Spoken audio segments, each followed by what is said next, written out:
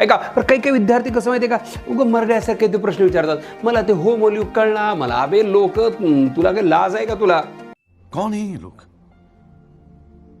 कहां से आते हैं? पा लोक कुठल्या कुठं, म्हणजे काही काही विद्यार्थी त्यांचा 11वी सिलेबस कंप्लीट झाला, स्वतः अभ्यास करून बसले 10th मध्येच. आता फक्त रिव्हिजन करतायत. तुला आणखी होमोल्यूकच कळणार, ते बॉन्ड असा काका लाव, त्याला का घाजी लाव, तू दलिंदर, तुझे लक्षण सगळे कंपाऊंडरचे आणि तू म्हणतो डॉक्टर व्हायचं. गजब बेइज्जती है. हत्ते रे, हे का माझ्या पप्पाने लिहिलेलं सिलेबस आहे का?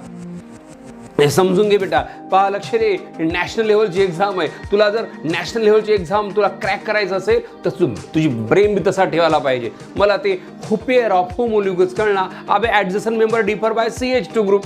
एकाच फॅमिलीमध्ये होमोल्यूक असतो, संपलं. ही साधी कन्सेप्ट आहे. ठीक आहे, तरी टेन्शन घेऊ नको. मी तर शून्यातून शिकवतोय, पण तुझी मानसिकता बी असायला पाहिजे. नाही तर गाडव्याला गुळाची चव काय बेटा?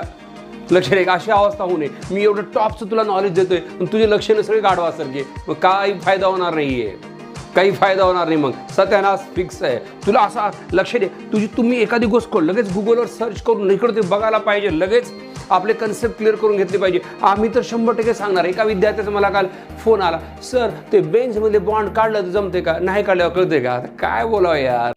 खत्म, bye bye, tata, goodbye, गया. तू या जन्मा डॉक्टर होत नाहीस बघ.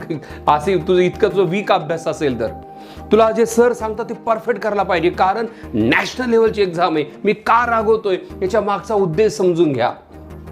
मी तर डिटेलमध्ये सगळ्या गोष्टी शिकवणार. आता तू किती घेतोस याच्यावर सगळं डिपेंड आहे बेटा. मी जेवढं शिकवतो याच्या बाहेरचा प्रश्न पडणार नाही बेटा. जितकं मी शिकवतो नीटला, जेईला, जेवढं मी शिकवतोय याच्या बाहेरचा प्रश्न पडणार नाही बेटा. हे माझं तुम्हाला प्रॉमिस असेल. घ्या देवाचं नाव, पांडुरंग.